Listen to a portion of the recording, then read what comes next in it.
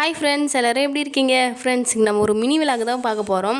புரட்டாசி மாதத்தோட விரதம் போயிட்டுருக்கு இல்லையா, அதோட முடிவு தான் பார்த்திங்கன்னா பார்க்க போகிறோமே. புரட்டாசி மாதம் விரதம் இருக்கும்போது அது எப்படி முடிப்போன்னா 3ஆம் சனிக்கிழமை 4ஆம் சனிக்கிழமை ஏதாவது ஒரு பெருமாள் கோயிலுக்கு போயிட்டு அந்த விரதத்தை பார்த்திங்கன்னா முடிச்சுப்போம் ஃப்ரெண்ட்ஸ். அந்த மாதிரி தான் பார்த்திங்கன்னா ஒரு பெருமாள் கோயிலுக்கு கிளம்பிட்டு இருக்கோம்.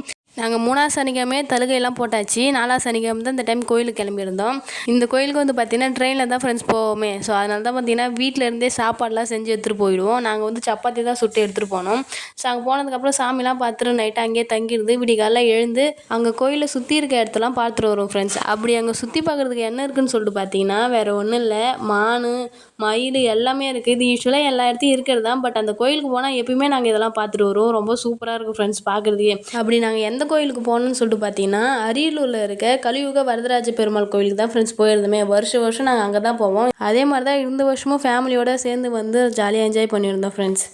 அப்புறம் பக்கத்தில் பார்த்தீங்கன்னா மானுக்கும் மயிலுக்கும் சாப்பாடு கொடுக்குறதுக்காக விற்பாங்க. நம்ம காசு கொடுத்து வாங்கி கொடுக்கலாம். அந்த மாதிரி தான் நாங்களும் கொடுத்துட்டு இருந்தோம். ஜாலியாக என்ஜாய் பண்ணிட்டு இருந்தோம் ஃப்ரெண்ட்ஸ். அந்த மாதிரி கொடுத்துக்கிட்டு ஃபைனலாக மறுபடியும் போய் சாமி பார்த்துட்டு வீட்டுக்கு கிளம்பி வந்துட்டோம் ஃப்ரெண்ட்ஸ். அவ்வளோதான் ஃப்ரெண்ட்ஸ், டாடா பாய்.